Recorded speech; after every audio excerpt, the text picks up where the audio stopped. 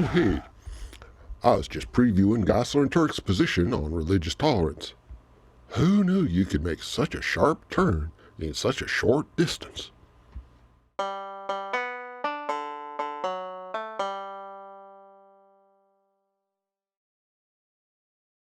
Hey there, folks. Bertram the Barely Bearable Atheist here, continuing our series on the book I Don't Have Enough Faith to Be an Atheist by Norm Geisler and Frank Turek. For the past several episodes, Geisler and Turek have been up on their hobby horse pushing the conspiracy theory that society in general, and the education system in particular, had decided that there ain't no such thing as truth. And Geisler and Turek, brave heroes and defenders of the truth, have been presenting their arguments in favor of the existence of a capital T truth that is absolute, universal, eternal, and exclusive. 3 guesses what that truth is, and first 2 don't count. In our last episode, they reached kind of a climax for their argument when they tricked an unsuspecting and unprepared atheist into saying he didn't believe the truth could be known. And then they asked him if he could know that it was true that the truth could not be known, a gotcha strategy they've dubbed the Roadrunner tactic, on account of how useful slapstick cartoons is for teaching cutting-edge apologetics. And based on that one manipulative encounter, they've declared that it is now undeniable that truth, i.e. their truth, can be known. So now we're ready for the next step in their, well, reasoning might be too strong a word. Let's say the next step in the sequence of their arguments. And the question for today is, can all religions be true? This section begins, not surprisingly, with a story from that unimpeachable source. They heard it from a friend who heard it from someone else. It's a long story, and we don't need to read the whole thing because I'm sure y'all know the drill by now. A conservative Christian student attends a liberal Christian church, and hears a sermon about how all religions is true. So the student goes up to the pastor and presents his own narrow and intolerant Christian beliefs and asks the pastor if this is also a true religion, and big gotcha, the pastor has to admit that not all religions can be true. Quote, "Indeed, as the pastor realized, religious beliefs cannot all be true, because many religious beliefs are contradictory. They teach opposites." End quote. And that's exactly right. In fact, that's true even within Christianity. These Christians like Geisler and Turek, who believe that all non-Christians is going to go to hell and be tormented for all eternity, and these other Christians who believe that God's ultimately going to forgive everybody and let us all into heaven, whether we accepted Christ or not. And there's still others who believe that liberal Christians is going to be sent to eternal torment for believing that non-Christians can go to heaven, whether these liberal Christians have accepted Christ or not. And still others think that conservative evangelical Christians is going to go to hell because they ain't been properly baptized. And they can't agree on which baptism is the proper baptism, so they think each other's going to go to hell too. So, yeah, it ain't possible for all religions to be true. I suppose by the law of averages, even Geisler and Turek have to be correct once in a while. But now, here's a point that they neglect to mention. It is possible that all religions is false. In fact, it's a lot more probable than the notion that any of them is true. I mean, think about it. The success of an imaginary God is going to depend on how successful his believers are, politically, militarily, and evangelistically. Some folks is going to believe for noble reasons, and some folks is going to believe out of superstitious reasons, and some folks is going to believe out of hate and fear. So there's going to be divisions and conflicting agendas within the religion and outside the religion, and the various imaginary gods is going to have good times and bad times. But now, imagine a real honest-to-God deity enters the picture. Suddenly, all the imaginary gods has competition who ain't limited to what his believers is willing and able to imagine. If that real, actual, all-wise, all-knowing, all-powerful God wants us to believe in him, other religions ain't going to stand a chance. They ain't even going to be any other religions. Even if, for whatever reason, this God decides to hide himself, the imaginary God still ain't going to be any competition for him. The religion with the true God is going to win every time. So the fact that each religion is limited pretty much to its own believers and only does about as well as you'd expect the believers make it to do, that's pretty conclusive evidence that they's all on equal footing. And since they can't all be true, then that equal footing must be that they's all false. But anyways, back to Geisler and Turek. They ain't even going to mention the possibility that all religions could be false. They's just going to harp on all the ways Christianity conflicts with other religions, as if that were an argument for why you better convert to Christianity or else. So I think we can skip ahead to the next section, which is entitled Truth versus Tolerance. And I think we could see right there, just from that title, how Geisler and Turek feel about tolerance. According to them, tolerance is the enemy of the truth. But before we have a look at their various grievances, real or imagined, against tolerance, let's take a moment to review what tolerance means in a democratic society. And to do this, let's think about what kind of tolerance a Christian would want if they lived in a majority Muslim country.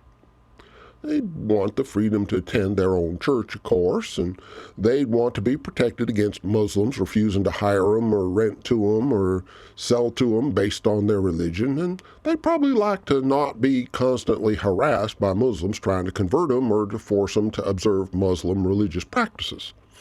In other words, they's mainly going to want the kind of tolerance that's live and let live. You's free to practice your religion, and they's free to practice theirs, and nobody tries to punish anybody for being the wrong religion or to force them to keep religious rules they don't believe in. And that's pretty much what tolerance is. It sounds pretty reasonable, don't it? There ain't much there that would rightly lead somebody to talk about truth versus tolerance as if they was some kind of incompatible enemies. So let's see what Geisler and Turek's beef is with tolerance. So, quick review. Here's their argument so far. They claim that all of society in general, and public education in particular, is all allegedly denying that there's any such thing as truth. And they's denying the truth specifically so as to deny the possibility of any religious or moral truth. And so, Geisler and Turek is standing up for the existence of truth as a spiritually motivated rebellion against a truthless world. But now that they've turned into the topic of religious tolerance, let's see what they have to say. Quote, in other words, some religious beliefs must be wrong. But you're not supposed to say that in America today. You're supposed to be tolerant of all religious beliefs. And in our culture today, tolerance no longer means to put up with something that you believe to be false. Tolerance now means that you're supposed to accept every belief as true, end quote. And those are Geisler and Turek's italics, by the way. And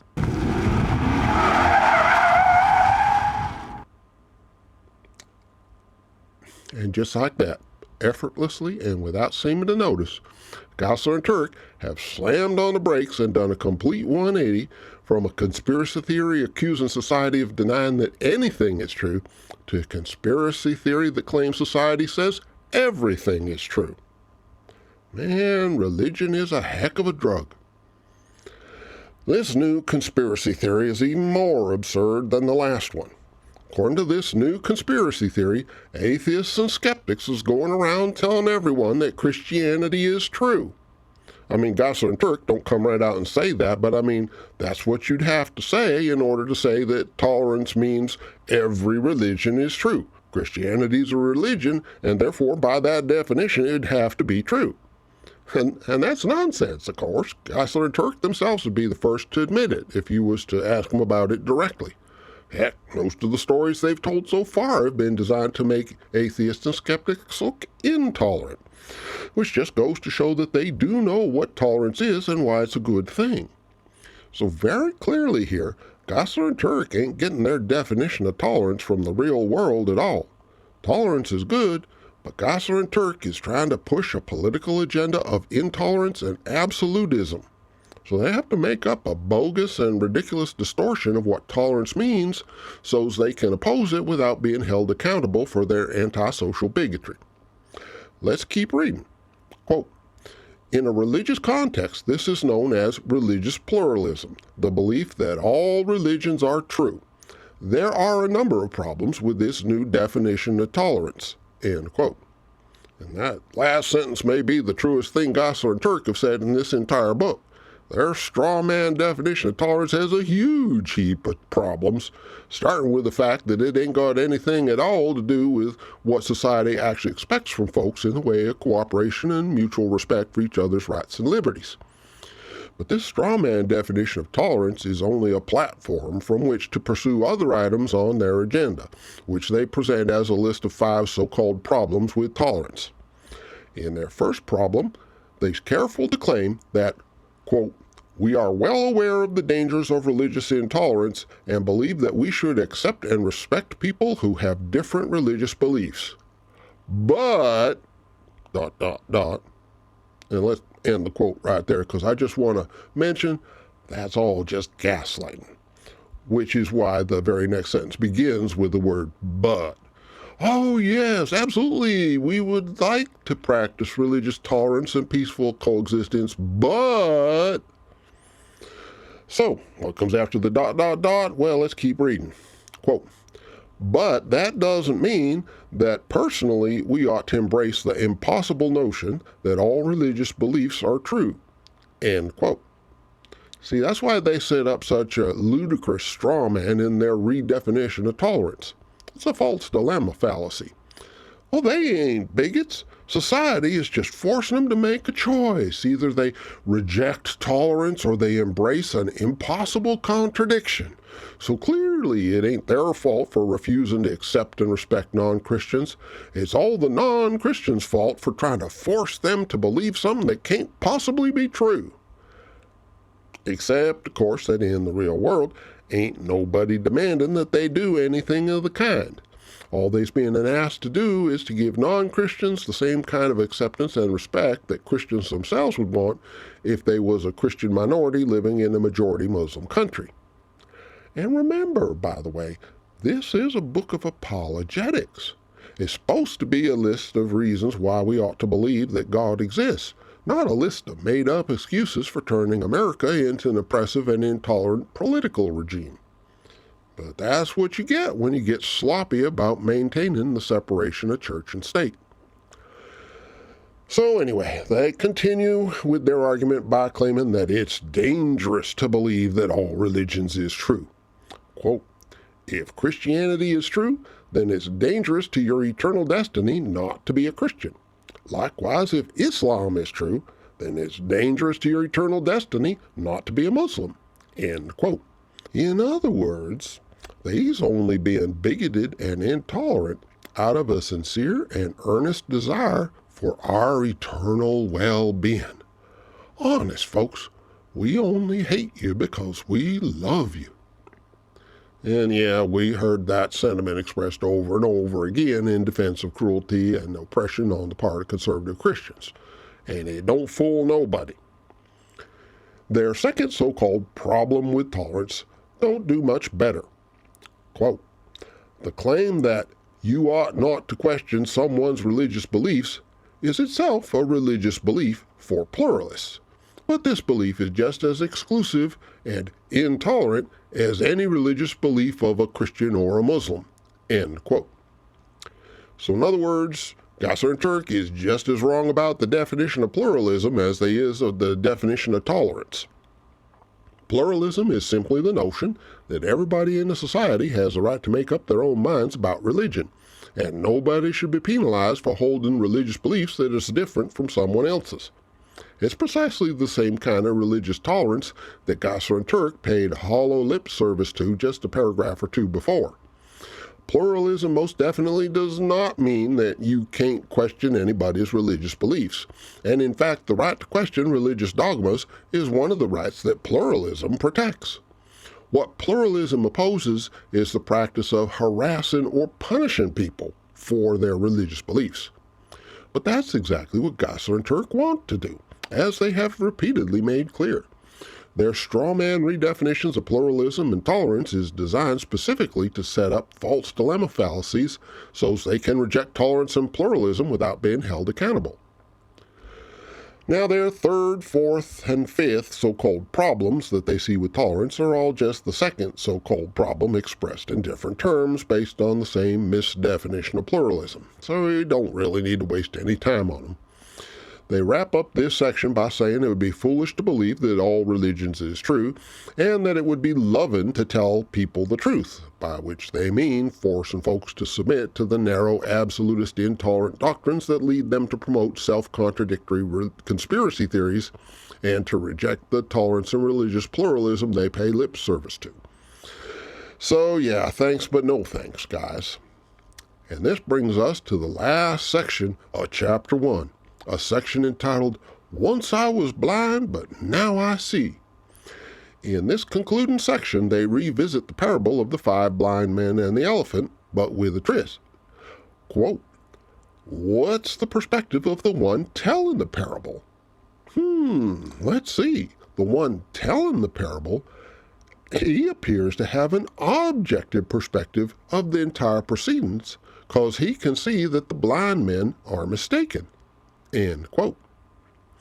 And do you know the best way to have an objective perspective on difficult questions? Surprise! The trick is to verify each of your proposed answers against the standard of verifiable objective reality. Or in other words, use skepticism. Objective reality, by definition, is objective truth. If you's looking for some kind of quote-unquote truth that's different from objective reality, then okay, you do you, but that's just going to be a subjective truth, and it ain't going to give you the kind of absolute, universal, eternal, exclusive authority that you want to use to control what other people do with their own lives and bodies. So meanwhile, Geisler and Turek see a different kind of moral to the twist they added to the blind men and the elephant story. Quote, we too can see the truth in religion. Unfortunately, many of us who deny there's truth in religion are not actually blind, but only willfully blind. We may not want to admit that there's truth in religion because that truth will convict us. End quote. Yeah, it's a 2-for-1 special. After claiming that non-Christians are insisting that all religions is true, they jump back obliviously to the claim that non-Christians is denying that any religions is true, which is pretty funny on the face of it. But then they combine that with their favorite ad hominem fallacy of claiming that non-Christians secretly know that Christians is really right and is just pretending not to see so's they can keep on sinning, because we all know how much they love to sin. And that, incidentally, is what I call Stage 5 apologetics. The kind of apologetics you end up with when you see how easily skeptics point out the flaws and fallacies in all your arguments, and so you just give up and retreat back into a fantasy bubble where the evidence don't matter and everyone knows you're right just because you're right, and it's just all fine. It's just don't pay any attention to the real people out there. And that's it. That's the end of Chapter 1. There's a summary of points Geisler and Turek think they've made in this chapter, and I don't need to tell you, it's a pretty short list. They tried to make an argument for a truth that's absolute, intolerant, and knowable, but they had to resort to conspiracy theories and selective omissions and slanders to try and make that point. Meanwhile, Geisler in particular gave us an awesome demonstration of how believers can take a mundane story about an ordinary debate and rewrite it so as to make it almost unrecognizable in order to enhance the story's evangelistic impact. And if you think about it, that says a lot about where the Gospels might have come from. Oh, but we's just getting started, because in Chapter 2, we're off to explore the bogs and quicksands of philosophical epistemology, featuring the works of David Hume and Immanuel Kant. And given Geisler and Turek's performance thus far, I'm sure we're in for an adventure. And that about does it for me for today. Thanks for watching, and please be kind wherever possible.